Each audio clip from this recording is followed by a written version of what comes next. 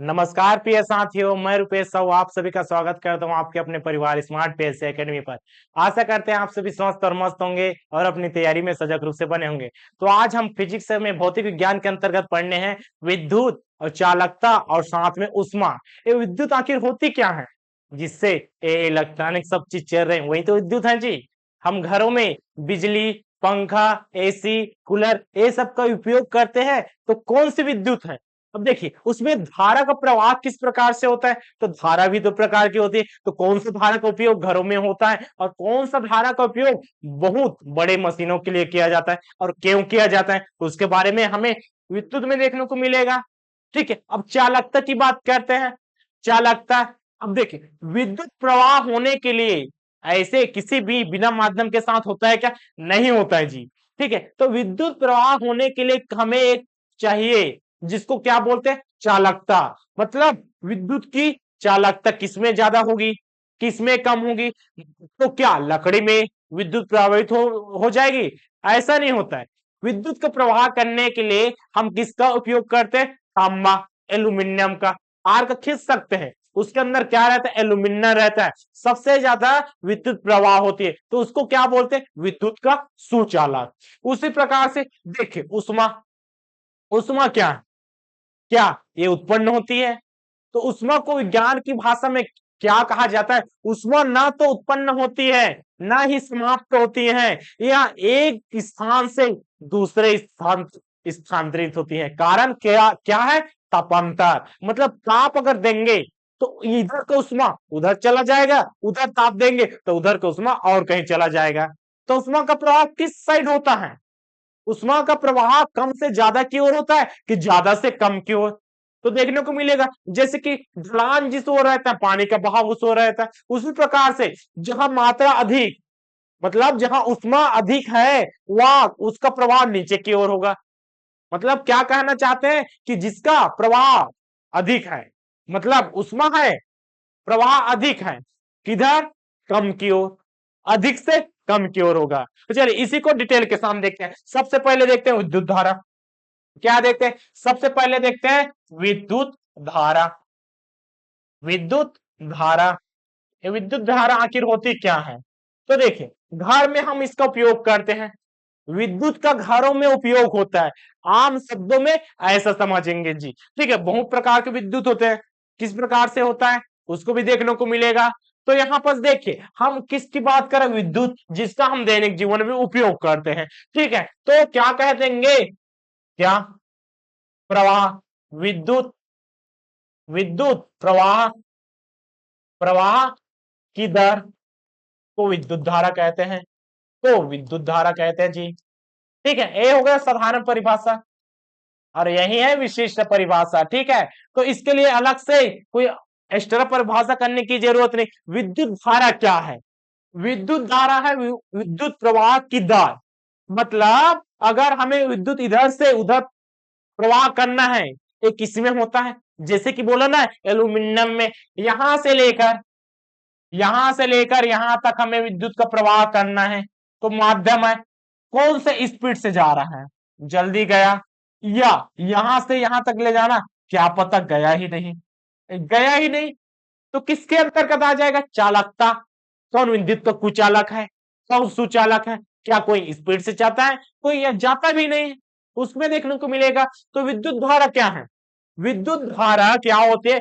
किसी भी विद्युत में, मतलब विद्युत को प्रवाह करने के लिए विद्युत प्रवाह की दर को क्या बोलते हैं? विद्युत धारा कहते हैं जी। इस प्रकार से इसका एसआई मात्रक, एसआई मात्रक मोस्ट इंपॉर्टेंट है, पूछा ही जाता है। इसका एसआई मात्रक क्या है? इसका एसआई मात्रक आपको देखने को मिलेगा एम्पियर। एम्पियर है जी, एसआई मात्रक क्या है? एम्पियर।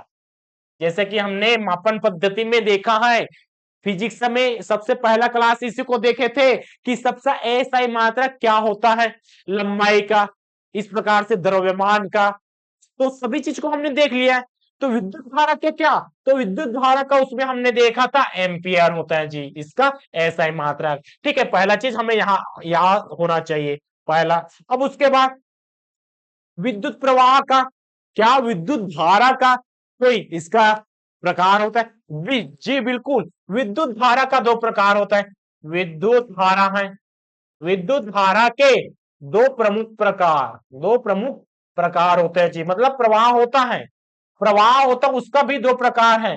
किन किन कंडीशन में इसका प्रवाह होता है, कौन कौन सा ऐसा रहता है, जैसे कि इसका दो मुख्य प्रकार है, एक दिष्ट धारा, दिष्ट धारा, और दूसरा क्या है, प्रत्यावर्ती धारा। क्या क्या, इसमें हम पहला चीज देखेंगे, पहला चीज क्या, पहला चीज देख लेते हैं, दिष्ट धारा, दिष्ट धारा। और दूसरा चीज देखिए, दूसरा चीज कौन सा, दूसरा है प्रत्यावर्ती धारा, प्रत्यावर्ती धारा। अब इसका इंग्लिश नाम ज्यादा बेटर है, क्योंकि इंग्लिश नाम सबको याद है इसका, डायरेक्ट। क्या है, इसको क्या बोलते हैं, डीसी, मतलब डायरेक्ट करेंट, डायरेक्ट करेंट। और इसको एसी बोलते हैं जी, एसी मतलब अल्टर, ठीक है, अल्टरनेटिंग करेंट। ये दोनों चीज सबको पता है, इसको कहते हैं। लेकिन होता तो क्या है, ये सब चीज को देखना जरूरी है।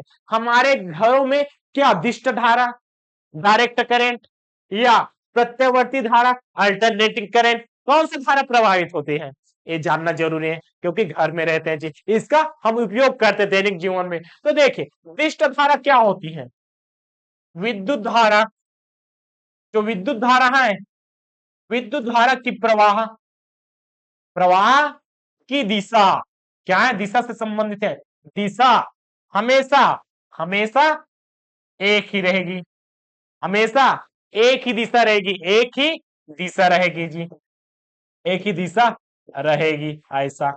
लेकिन लेकिन यहां पर देखिए क्या होता है, यहां पास होता है जो धारा की दिशा है, किसकी, विद्युत धारा की दिशा है जी, धारा की दिशा, मतलब इसको प्रवाह की दिशा, धारा बोले तो प्रवाह की बात कर रहे हैं ना, तो विद्युत धारा की प्रवाह भी लिख सकते हैं कि प्रवाह की दिशा, प्रवाह की दिशा रहेगी, क्या रहती है, क्या एक जैसे रहती है, नहीं, दिशा जो है समय के साथ, समय के साथ परिवर्तित होती रहती है, क्या बोले यहां पर, परिवर्तित होती रहती है, परिवर्तित होती रहती है। अभी किस प्रकार से है जी, किस प्रकार से ये समय के साथ परिवर्तित हुई हो जाती है।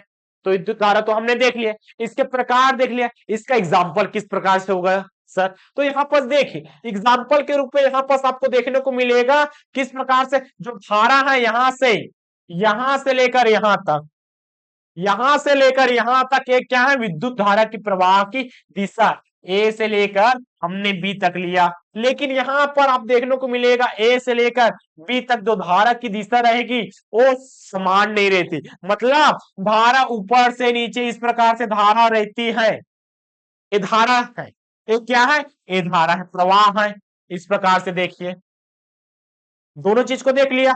ए प्रत्यावर्ती धारा का है, कौन सा, ए वाला प्रत्यावर्ती, ए वाला दिष्ट धारा, मतलब जो विद्युत रहेगा, क्या, जो विद्युत है डायरेक्ट पहुंचता है ना, सीधा सीधा सीधा सीधा, कहीं पास ऊपर नीचे वाला काम नहीं होता, इसका स्पीड ज्यादा रहेगा, ठीक है, इसका स्पीड ज्यादा और इसका स्पीड कम रहता, देखिए इस प्रकार से चल रहा है, चल रहा है।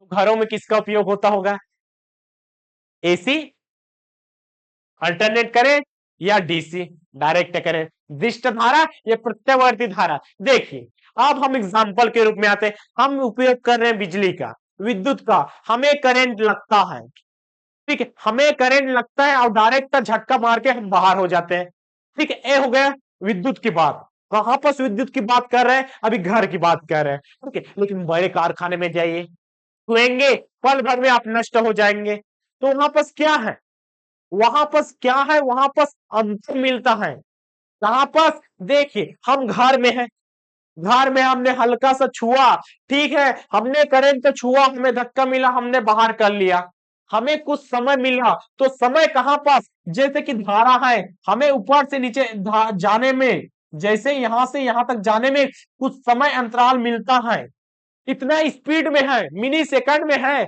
कि हम पता लगा ही नहीं सकते कितना अंतराल है, इसका अंतराल है जी, लेकिन यहाँ पर मिनी सेकंड में, बहुत ज्यादा कम सेकंड में यह अंतराल है, जैसे छूट गए फिर से इस प्रकार से हम बाहर कर लेते हैं। इसको क्या बोलते हैं? समय अंतराल।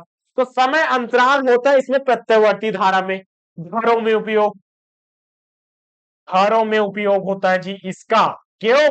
क्योंकि हमें समय मिलता है, हमें विद्युत से, विद्युत से मतलब उसमें रहेगा, करंट से डर नहीं रहेगा। डर नहीं रहेगा मतलब बचने की संभावना इसमें है, क्योंकि समय अंतराल मिला प्रत्यवर्ती धारा में।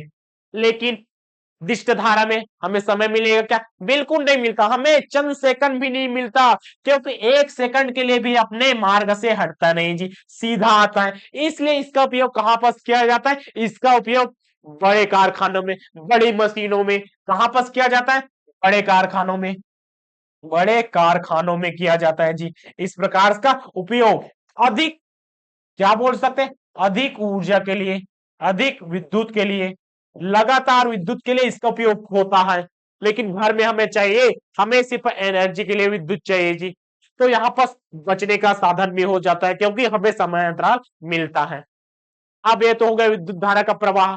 अब इसके साथ हम चालकता देखते हैं, किसमें विद्युत सबसे ज्यादा प्रभावित होती है, किसमें कम होती है। तो चलिए, ये तो हमने देख लिया विद्युत धारा। इसके बाद हम देखते हैं चालकता। चालकता क्या बोल सकते हैं? चालकता, चालकता क्या होती है? चालकता होती है जो विद्युत रहेगा उसकी प्रवाह की दर। चालकता मतलब विद्युत की प्रवाह की दर कितना रहेगा, किस वस्तु में कितना रहेगा। विद्युत धारा तो हमने देख लिया, दिष्ट धारा, प्रत्यवर्ती धारा, लेकिन किस वस्तु में कितना रहेगा। तो इसका भी चार प्रकार है जी। देखिए चार प्रकार कौन कौन सा? तो चार प्रकार यहां पर देखने को मिलेगा।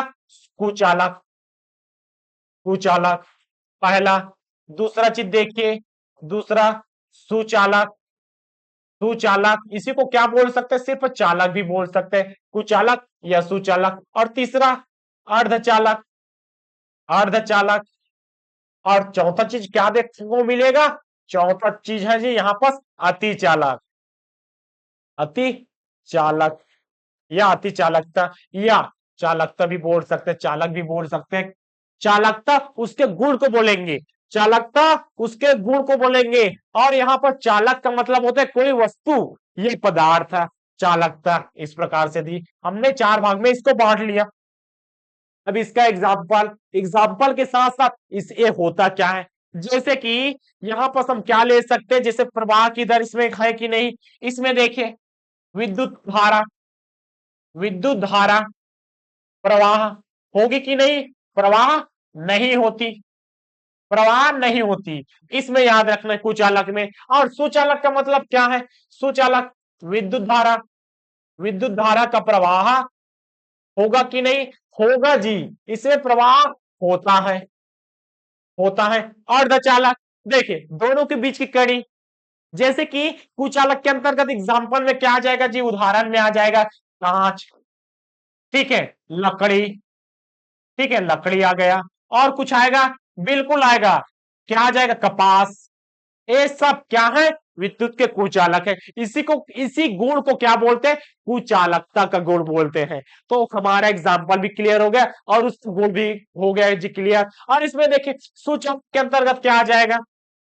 सुचालक के अंतर्गत इसका एग्जाम्पल देखिए, इसका एग्जाम्पल क्या होता है विद्युत का सुचालक? जैसे कि चांदी है, चांदी है, लोहा है, एल्यूमिनियम है जी, एल्यूमिनियम है, एल्यूमिनियम मतलब तांबा, ठीक है। ये सारे चीज विद्युत का सुचालक है। और इसी गुण को क्या बोलते हैं? विद्युत की सुचालकता का गुण।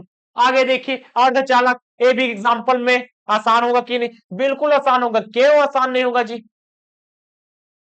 क्यों आसान नहीं होगा? देखिए अर्धचालक मतलब जो कुचालक, मतलब यहां पर क्या ले सकते हैं? जो कुचालक, कुचालक व सुचालक, सुचालक के बीच, के बीच का गुण, के बीच होना चाहिए, तो इन दोनों के बीच होना चाहिए। इन दोनों के बीच, बीच का मतलब क्या?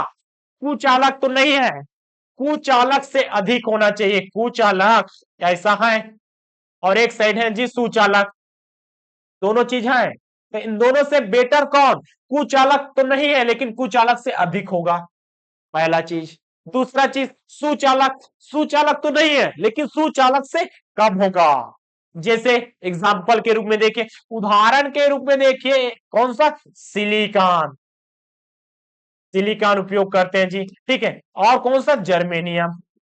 जर्मेनियम, ठीक है। सिलिकॉन की प्लेट, समझ गए? ठीक है, वही सिलिकॉन है, अर्धचालक का उपयोग किया जाता है। जो कुचालक तो रहता नहीं, कुचालक से अधिक रहेगा और सुचालक भी नहीं, मतलब दोनों की प्रवृत्ति इसमें देखने को मिलेगा, दोनों का बीच का। और एक आ जाते हैं जी यहाँ पर अतिचालक। तो अतिचालक क्या है? अतिचालक क्या है, ये भी चीज इंपॉर्टेंट है, क्योंकि अतिचालक का एग्जाम में पूछा जाता है जी। देखिए, अतिचालक, अतिचालक का मतलब है, अति का मतलब क्या होता है? अधिक। अधिक, अति कर रहे हो जी, अतलंगा काम कर रहे हो, ऐसा करके बोलते हैं ना, तो अति का मतलब क्या हो गया? अधिक, मतलब जिसमें चालकता का गुण सबसे अधिक हो, मतलब चालकता का गुण, चालकता का गुण सर्वाधिक हो, ठीक है, सर्वाधिक होना चाहिए। एग्जाम्पल, अति चालकता में क्या होना चाहिए? इसका एग्जाम्पल है पारा, देख सकते हैं उदाहरण में, क्या देख सकते हैं जी? पारा, ठीक है। जो निम्न तापमान में, जो क्या होता है जी? जो निम्न तापमान में, निम्न तापमान में क्या होता है? निम्न तापमान में अधिक चालकता प्रदान करता है, अधिक चालकता प्रदान करता है, अधिक चालकता प्रदान करता है, इसी को क्या बोलते हैं? अति चालकता। फायदा, महत्व, इसका कोई महत्व है? इसका कोई महत्व है? अति चालक का क्या महत्व हो सकता है? तो अति चालकता का महत्व है, इसमें ऊर्जा की हानि नहीं होती। क्या समझे? यहां पर देखिए, हमने ऊर्जा लगाया, मतलब विद्युत प्रवाहित की, तो इसमें ऊर्जा खपत होती है, लेकिन अति चालकता के कंडीशन में इतनी ऊर्जा खपत नहीं होती, क्योंकि इसकी चालकता की गति तेज है, मतलब तेज है, तो वहां पर जल्दी से ऊर्जा का प्रवाह हो जाएगा, विद्युत का प्रवाह हो जाएगा, तो इसमें ऊर्जा की खपत होती है क्या? न के बराबर होती है। इसी को क्या मान सकते हैं? ऊर्जा की बचत, ऊर्जा की हानि नहीं होती, हानि नहीं होती। इसका उपयोग कहां पर किया जाता है? तो एमआरआई में, एमआरआई में इसका उपयोग किया जाता है, चिकित्सा के क्षेत्र में जी, चिकित्सा वाला क्षेत्र है जी एमआरआई। और बड़े संस्थानों में, मतलब बड़े कारखानों में, किस प्रकार से कारखानों में? बड़े इलेक्ट्रॉनिक कारखानों में इसका उपयोग होता है जी। इलेक्ट्रॉनिक, किस प्रकार से? इलेक्ट्रॉनिक कारखानों में इसका उपयोग होता है, क्योंकि ऊर्जा तो सबको बचाना है, हम भी अपना ऊर्जा बचाना चाहते हैं, और किसी भी काम को करने के लिए क्या चाहिए? ऊर्जा चाहिए, एनर्जी चाहिए। और यहाँ पर तो टोटल विद्युत की बचत हो रही है,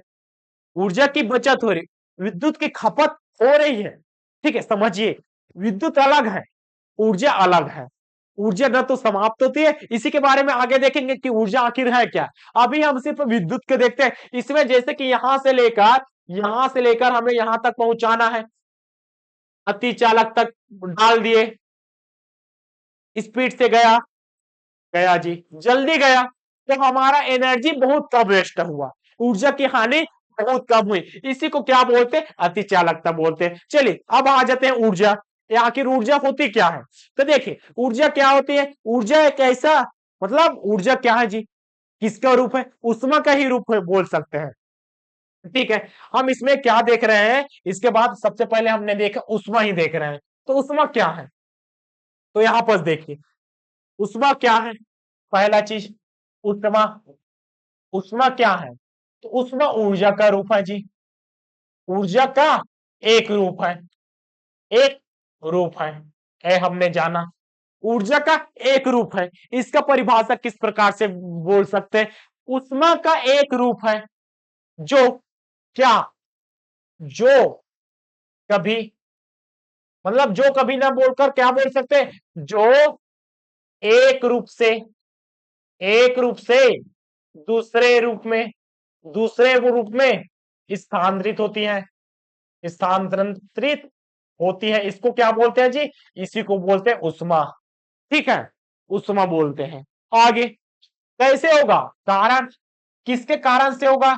तो तापांतर के कारण होता है, तापांतर के, तापांतर के कारण होते हैं, तापांतर के कारण होता है, कारण होता है। ये तापांतर क्या है? ताप मतलब देखिए, ताप मतलब क्या है जी? यहां पास एक नया शब्द हमारे पास क्या आया? ताप शब्द एक आ गया, ठीक है। हमारे पास क्या आया? हमने तो ऊर्जा को समझ लिया, लेकिन तापांतर बोल दिया, तो ताप क्या? इसमें ताप देखिए मापने की इकाई है जी। ताप क्या है? ताप किसी भी चीज को मापने की उसकी कितना ताप है, कितना उष्मा का, इस प्रकार से मापने का इकाई है। तो देखिए उष्मा का ऐसा ही मात्रा, उष्मा का ऐसा एक मात्रा क्या है? उष्मा जो ऊर्जा का रूप है, और ऊर्जा का ऐसा ही मात्रा क्या है? तो देखिए यहाँ पर उष्मा, उष्मा ले, ऊर्जा ले, और इसी को क्या बोलते हैं? कार्य। इन सब का एसआई मात्रक क्या है? एसआई मात्रक है जी जूल। ठीक है, इसका एसआई मात्रक क्या है? जूल है। ठीक है, इस प्रकार से देखिए ताप अंतर। अब ताप को देखिए, ताप को किस प्रकार से मापा जाता है जी? ताप को किससे मापते हैं हम? इसको सेल्सियस, सेल्सियस पैमाना से मापा जाता है पहला। दूसरा फ़ारेनहाइट, फ़ारेनहाइट पैमाना। और कोई है? बिल्कुल है जी, केल्विन, केल्विन पैमाना। पैमाना, ये तीन तरीका ऐसा है जिससे आपका मापन किया जाता है, आपका मापन किया जाता है। ऐसा हमने समझ लिया। अब ताप का रूपांतर करते हैं। चलिए अब इसमें हम ताप देने की कोशिश करते हैं, किसी भी पदार्थ में ताप देने की कोशिश करते हैं। तो ये हो गया उष्मा। इसके पहले हमने क्या देखा जी? इसके पहले हमने देखा जितने भी चालकता है, कौन कुचालक है, कौन सुचालक है, कौन अर्धचालक है, और किस प्रकार से अतिचालक है। इसके पहले और क्या देखा? विद्युत धारा। विद्युत धारा के कितने प्रकार? दो प्रकार से। क्यों इसका घरों में उपयोग होता है हम समझ सकते हैं, क्योंकि इसमें बचने की संभावना बनी रहती है, और इसी का उपयोग कीजिएगा। ये तो बहुत ज्यादा है, बहुत ज्यादा बारे में सीधा लगा हाथ सीधा ऊपर, इस प्रकार से हम आगे बढ़ते हैं जी। इसके बाद और क्या देखते हैं? अब देखते हैं जो उष्मा है, उष्मा है उसको ताप देते हैं। तो द्रव की, मतलब द्रव की कितनी अवस्थाएं? तीन अवस्थाएं, ठोस, द्रव और गैस। मतलब स्थूल पदार्थ की तीन अवस्था होती है। पहला क्या? पहला है जी ठोस, पहला है ठोस। दूसरा क्या है? दूसरा है गैस। और तीसरा क्या है? तीसरा है द्रव। इस प्रकार से ठोस हो गया पहला, दूसरा क्या है? दूसरा है गैस, और तीसरा कौन सा? तीसरा है जी, तीसरा यहां पर क्या ले सकते हैं? तीसरा क्या हो गया? गैस। तो ठोस, द्रव, गैस, इस प्रकार से कंटिन्यू लिखते हैं। ठोस, उसके बाद हम लिखते हैं यहां पर द्रव, दूसरा, और तीसरा कौन सा? तीसरा है जी गैस। तो तीन अवस्था हो गई, तीन अवस्था हो गई।